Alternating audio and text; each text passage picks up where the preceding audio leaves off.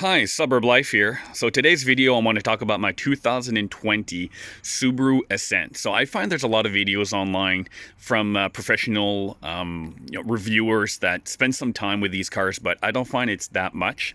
So I really wanted to spend just a few minutes to give you the real life experience of of somebody that actually owns the product, actually owns the car. I've had this now for around 45,000 kilometers, a year and a half.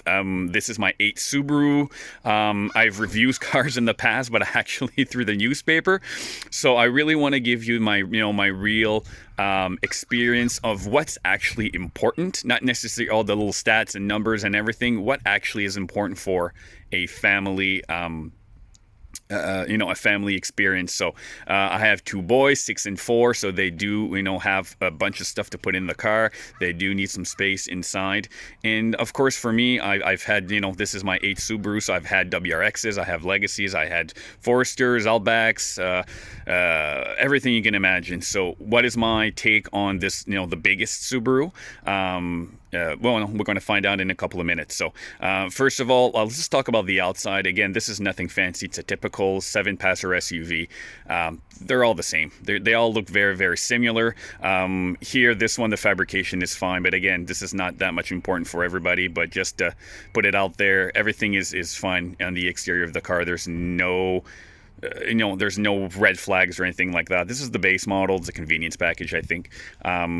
So for that, I have just 18-inch wheels. I find I get a little bit of maybe a better ride because I have more, tire wall. But besides that, there's nothing fancy to it. Don't have a sunroof. I don't have anything leather inside. So, but anyway, so let's start off with everything that is, very important, I find, with most is how it drives and how it feels on the inside. So the inside of pretty much every type of Ascent you're going to find, the layout is pretty much the same. Again, let's start off with the seats. Is it comfortable? Yes, the Subaru Ascent is very comfortable. The seats are very, very, very well bolstered. They're very big, so if you're a bigger person, you're going to be fine. I'm 5'9", around 190, and I find I'm very small in the seat, so there's tons of room. Typical Subaru, it drives very well. The suspension is very good. And I find the steering works, like a typical Subaru well. The steering feel is great. Everything works really well. So there's nothing in terms of ergonomics that is not where it's supposed to be. Everything works really well. Do I have a few pet peeves? Yes, I do. First of all, if you look at the steering wheel, you have a nice little buttons like usual here.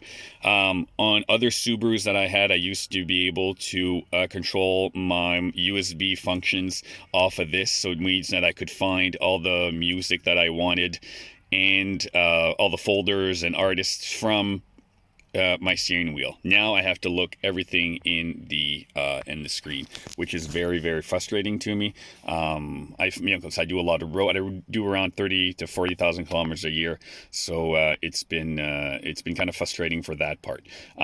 Besides that, negatives. There's not really much. Like I said, it's very well made. It's very ergonomic. Materials are good. It's all soft touch. The older Subarus that I had were horrible, right? The quality wasn't there. But you bought a Subaru because you wanted the all-wheel drive, you wanted the, the ease of visibility everywhere around, and you wanted something a little different, right? So, here, like I said, everything is really well made. It's super tight. There's no squeaking. If you're somebody that doesn't like squeaky door panels or squeaky dash, there's none of this. It's super, super well made. It's a very, very nice quality. I think it's the best one I ever had in terms of quality. My 2015 Outback was really, really nice as well.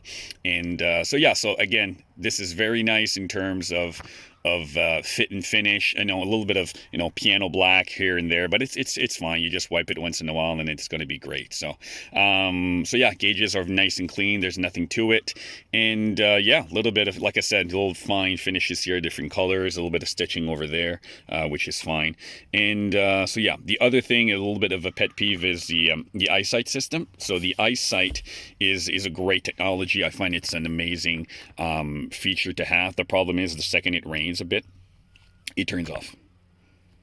doesn't take much. So in the wintertime, sometimes it's very frustrating. So, but again, lane departure, warning, you got the lane centering, and you have the adaptive cruise control, all from the base model. So it's a very, very nice thing to have, especially for the adaptive cruise, because I do a lot of highway driving. So, yeah, so storage is fine. You know, a few masks, water bottle.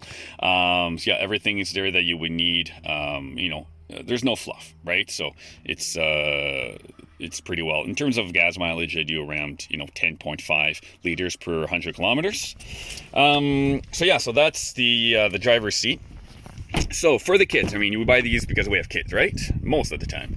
So back seat. So can anyone tell me what the problem might be here with having a large car seat? I'm 5'9". This is positioned for where I don't hit my knees on the steering column. So I kind of sit pretty tight to the wheel, okay? There's no room here. My kid is 4 years old, my youngest. My seat is being hit all the time because he has no room. So Subaru, I don't know what the heck you thought that this made any sense, having this size of a car with such small back seats. Or I won't say the back seats are small, but the room inside is completely horrible. That, I think it's the worst thing I hate about the car, is there's no back seat. There's no back seat. You can probably try to fit, an extra 4 inches back here, but the seat doesn't go back any further. So it's very, very frustrating. Eventually my youngest will be in a booster like my oldest, but right now it's terrible. But besides that, in the back seat, that's the only thing that's frustrating. There's tons of room, tons of cubbies everywhere, but it's just that size. So if you really want to have that big back seat, now that I don't believe this has more back seat than an Impreza. I don't think there is. So very frustrating on that end. Okay. All right, so let's go around here. The trunk space, this is a typical trunk space. It's not big, this is all it's for work. But the trunk space is pretty much exactly like, and I think, most any other. You might have a few cubic feet that are shorter or longer than other, 7-passenger SUVs, but it's all the same. The seats configure pretty much all the same. This has the 8-passenger, so I have actually three belts in the back, so. All right. You go around. So here, gas tank is there. And for passenger space, typical, no difference. It's all manually controlled. Okay.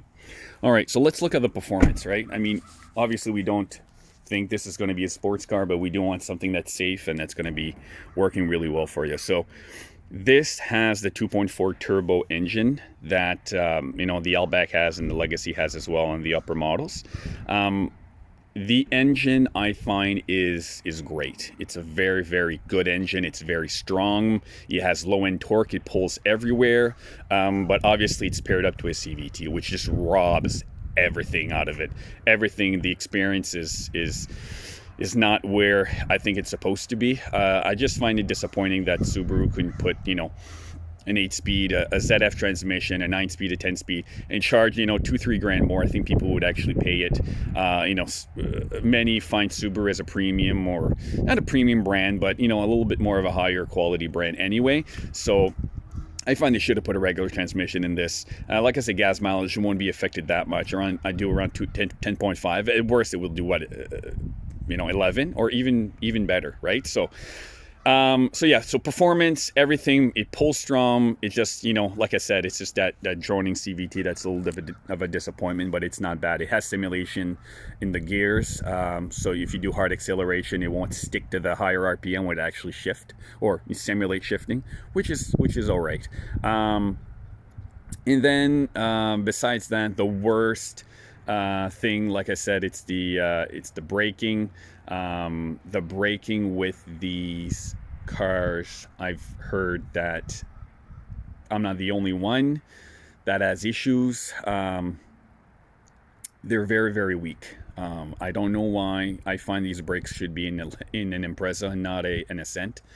So if you want, if you're somebody that is looking for really, really strong braking, this is not the car for you. I'm sorry to say, this is very disappointing. Again, this is my 8 Subaru and always had very, very good brakes on every one of them.